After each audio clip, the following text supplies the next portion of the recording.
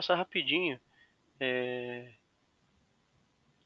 mostrar aqui as imagens do meu caso, que eu acho que, mas vale muito eu falar a percepção que eu tive do porquê que eu acabei, bom, não é um caso tão difícil assim, né, mas é uma congênita, é um PDA, uma persistência de ducto arterioso. A questão é a seguinte, esse paciente ele veio no comecinho do curso que eu dei lá de treinamento de eco, e ela veio justamente para a gente fazer o eco dela também, só que em um momento que eu comecei a fazer, eu ouvia o sopro não era tão característico, né? Que a gente chama de sopro de maquinaria, né? Enfim, eu vou tentar reproduzir aqui, mas vai a dica de quem quiser ter mais ideias sobre sopro, tem uma playlist lá no nosso canal da Moblivet no YouTube, que tem vários sons cardíacos com descrição, enfim, tradução do inglês que eu fiz. Então tá tudo lá, tem 27 vídeos de vários tipos de sopro, e lá tem o sopro do PDA. O sopro do PDA é bem característico, ou deveria ser. Eles chamam de sopro de maquinaria, que é um sopro sistólico e diastólico o tempo todo. Então, não é um sopro que faz tchiu, tchiu, e para. Né? Então, ele aparece e para, e ele depois aparece no próximo ciclo cardíaco. Ele fica assim. É um sopro contínuo que muda de intensidade apenas durante o ciclo cardíaco. Então, isso é bem característico. O pessoal comenta isso falando como se fosse um sopro de maquinaria, né? Ela tinha um sopro que eu não via essa característica, sinceramente.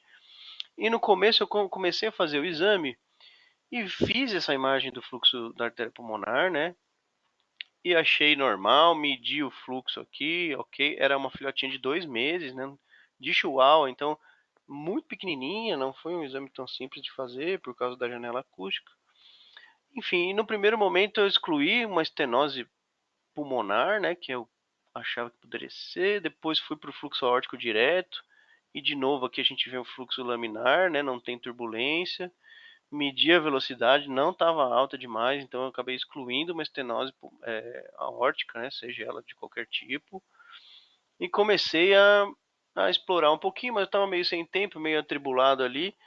E eu queria comentar isso, que quando a gente não está calmo o suficiente, a gente não consegue pensar direito e entender o porquê que você não está fechando o diagnóstico. Então, a primeira coisa que você deve fazer é se acalmar. Comigo funcionou. Então, quando você pega um caso congênito e você sabe que pode ser meio desafiador fazer o diagnóstico, não adianta se acelerar, tá? Não adianta você querer.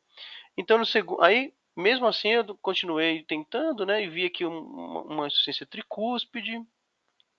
Olhei a via de saída, comecei a ver algumas outras coisas e aqui, ó, esse exame, olha o horário aqui, ó, foi 8h30, foi logo de manhã, né? Então eu parei aqui e falei, ó, não sei ainda o que está acontecendo. Traz ela na hora do almoço que eu vou ter mais tempo. Aí depois, meio-dia, veja a hora aqui, eu comecei de novo esse exame. Aí eu falei, calma, vou fazer com calma. E logo de cara eu já vi uma turbulência esquisita no fluxo da artéria pulmonar aqui. Aqui já me chamou a atenção. Eu falei, putz, deve ser um PDA. E o PDA, a característica dele é a gente começar a observar esse fluxo dentro do. Consigo dar um zoom aqui? Será no vídeo? Acho que não. Dentro do tronco pulmonar, vermelhinho, ou seja, subindo aqui, né? E constante, ou pelo menos quase sempre constante, desde que ele seja visto num ângulo correto, adequado, para você pegar a saída dele ali no tronco pulmonar e ver ele subindo o tempo todo, não só em sístole, não só em diástole. Isso seria o esperado. Então, eu comecei a ver isso e falei, meu, isso aqui deve ser um PDA. Fazia todo sentido, né? Aí eu comecei a tirar foto, comecei a ficar mais tranquilo e comecei a analisar melhor esse possível PDA. Né? Aqui eu já tentei pegar um gradiente, né? Porque um PDA ele tem o seu sentido de comunicação de fluxo, era um PDA da esquerda para a direita, né? Ou seja, da artéria aorta para a artéria pulmonar.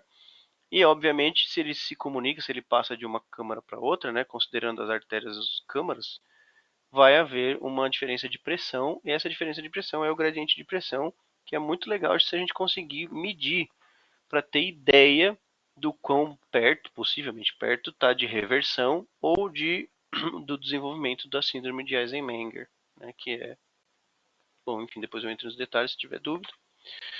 E aí, de novo, eu comecei a fazer cortes melhores, né? Aqui já dá para ver um jato bem evidente saindo aqui do ponto baixo aqui da... Sinceramente, eu queria ver se eu conseguiria... Aí, dá sim. Né? Dá para ver uma turbulência bem óbvia aqui, né? Do lado direito do tronco pulmonar. Aqui é um fluxo sistólico normal, né? Vindo lá do ventrículo direito. E aqui é um jato bem daqui da base subindo, turbulento e contínuo, né? Veja que ele não é só na sístole ou só na diástole. Tá? Então isso aqui só pode ser um PDA. A Adriana talvez vai falar que pode ser fístulas e tudo mais, mas eu não vi outros pontos, né, de turbulência. Eu peguei um caso bem complicado que a Adriana me ajudou também, que são fístulas, enfim, que não são PDAs, mas aqui parece bem nítido, apenas uma comunicação, um ponto. E aqui eu consegui medir melhor o gradiente, né? Então, ó, um gradiente de diferença de pressão entre a comunicação da artéria aorta para a artéria pulmonar de 68 milímetros, que fazia um pouco mais de sentido. Deixa eu ver se tem mais vídeos. Depois eu terminei o exame, né? Fiz o fluxo transmitral aqui. Provei que essa turbulência não acontecia em nenhum outro lugar. E acabei achando uma insuficiência tricúspide, né? E nessa insuficiência tricúspide eu medi o gradiente. E foi um gradiente um pouco mais alto do que o esperado, se fosse normal, né? Enfim, a insuficiência tricúspide obviamente não é uma coisa normal. Aqui de novo, né? O PDA ali turbulento. Então o que acontece? Eu já tinha indícios de aumento da pressão no tronco pulmonar por causa, provavelmente, do PDA, né?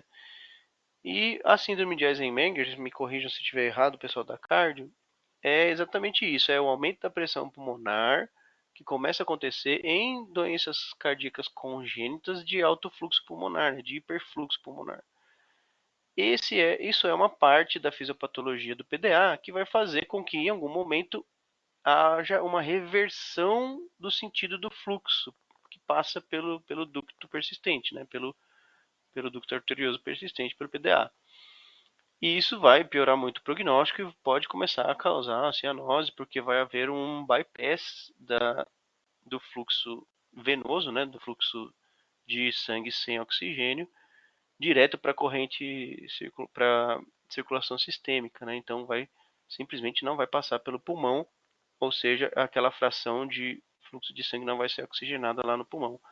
E a gente vai começar a ter problemas mais graves, né, como policitemia, enfim, hipóxia crônica, e até nesse ponto se tornar contraindicado em algumas literaturas a cirurgia de correção e de obstrução de ligação, de ligadura deste ducto persistente, né? Então, basicamente, a síndrome de Eisenmenger é isso, né? É o aumento da pressão pulmonar em consequência de doenças congênitas de hiperfluxo pulmonar, causando hipertensão pulmonar, aumento das câmaras direitas, enfim, insuficiência cardíaca direita, todo o kit quando a gente tem insuficiência cardíaca direita por aumento de pressão pulmonar. Então é isso, queria comentar e mostrar esse caso. O principal comentário é isso, né? Fiquem calmos na hora que vocês se depararem com uma congênita e vão com calma fazendo as medidas e, enfim, tentando diagnosticar. E tentar, além do diagnóstico, perceber se tem outras alterações e outras consequências que já podem estar ocorrendo, né, com esse paciente, para que você possa, enfim, pormenorizar um pouco melhor o prognóstico e encaminhar para um cirurgião, para algum mais especialista ainda nessas cardiopatias congênitas que possa possivelmente curá-la, né? O PDA é uma cardiopatia congênita que tem cura. Você ligou lá, beleza, resolveu. Ou você põe o coil, ou você põe o amplatras, enfim. Eu não sei o que seria possível para essa paciente, né? Ela tem 1 quilinho, 1,1 quilo. Ela é muito pequenininha, então eu não sei o que seria possível fazer. E eu não sei por quanto tempo dá para esperar para fazer, para crescer alguma coisa, enfim, não sei. Eu realmente encaminhei ela para um especialista e não sei o que vai ser a melhor opção nesse caso. Não tenho experiência em nem fazer cirurgia e nem acompanhar casos para cura de PDA. Às vezes já fiz alguns ecos pós-cirurgias, né, mas em cães que já haviam feito procedimento há algum tempo. Enfim, então é isso. Eu quis compartilhar esse caso que eu achei importante. Só consegui fazer o diagnóstico quando eu estava um pouco mais calmo. né, na pressa ali do curso. Não é um diagnóstico que eu nunca tinha feito, já peguei alguns casos, vários, mas é uma coisa que realmente eu achei marcante para quem tem menos experiência. Isso vale a dica, vale a experiência de se acalmar na hora de fazer o exame, porque a concentração ali, né, vai te ajudar muito a entender o que fazer. E depois conseguir, né, fazer as outras alterações, insuficiência tricúspide, fazer o gradiente ali, sugerir a hipertensão pulmonar acontecendo. Tudo isso são coisas além do diagnóstico, então completa muito o seu laudo, sua avaliação, isso é muito importante num caso desse, né, para prognóstico. É isso, senhores. Queria agradecer a atenção, né? Enfim, para esse casinho aí, não é uma apresentação mais detalhada. E saber se tem alguma dúvida, se eu puder esclarecer mais alguma coisa, eu estou à disposição aqui para os próximos minutos. Queria saber da Dri, como é que tá a experiência dela para as congênitas aí, sobre síndrome de Eisenmenger, o que ela acha. Não sei se ela tem alguma coisa a dizer. Também gostaria da participação aí. É isso por enquanto. Valeu. Obrigadão.